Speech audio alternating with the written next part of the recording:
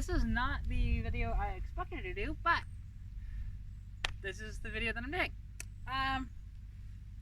So, after further tinkering and actually having the mechanic come down, it was the brakes that were, like, the brakes being completely gone in this thing actually are fine.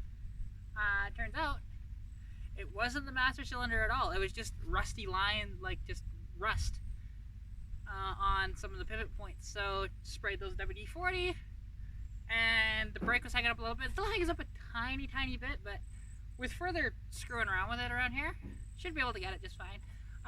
Was driving it around. This thing, God, I'm falling more and more in love with this car. I do not want to sell this at all. I would, if I had the room for this, I'd keep this and sell the Capri in a heartbeat. And I know I'm in the minority with that, but I love the history of this thing. So one owner bought new in Saskatchewan. It only has like 76,000 original kilometers on it. There's like hardly any rust on it. It needs a little bit of interior work, okay? It will need some shocks. Beyond that though, it seems to be okay. And like, okay, the carburetor does pop and bang. If you give it full throttle, it'll just die on you. It's just like my carburetor when I first started up, and it was like that for quite a while before I cleaned out all the crap that was in the system. And this has full tank, well, not a full tank, about 5-6 liters of premium with a bunch of seafoam in it. So hopefully that'll help clear out everything in this. And yeah, it's been really good. But also, well, here, remember there's much done under here. And this wasn't me that did this was Rod, the mechanic out here.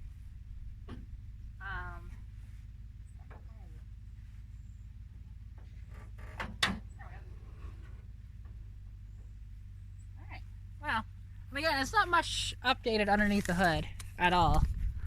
But, you know, we bought a new battery for it. Like I said, the brakes do work, but, well, here, I'll show you what happens. Because you'll hear it as soon as I start it. So it's in park. Alright, get in it. I shouldn't need to pump it because I just had this thing running.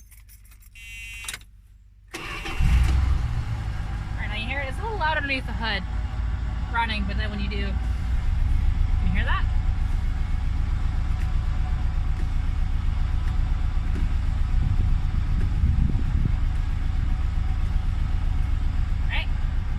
So, we can deduce though that, hey, it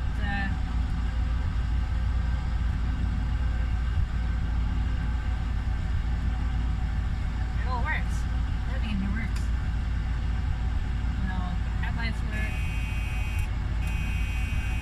Okay, that's interesting. It does that. Then, the rear defrost works, although I think it needs to be fixed. Because the light comes on here, but if you look at the rear window, it's some of the streaks are gone, but also like the fan even works because they blew a bunch of crap on me earlier. Yeah, it's clearing everything out doing that way. I'll vacuum this out too.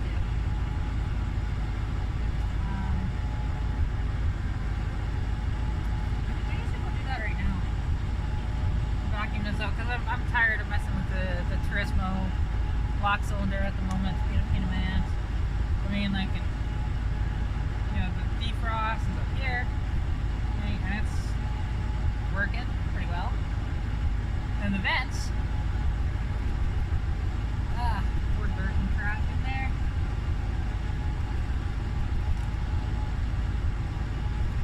Yeah, just let it all out. And it's only got the 2 vents in the middle, as you can see there. It's kind of interesting that way.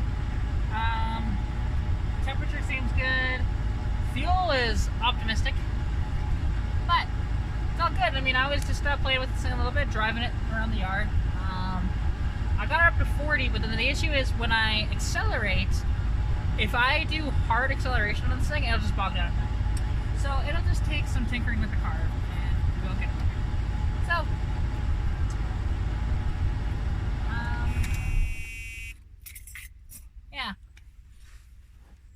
So this is not a long update, but it's a good update.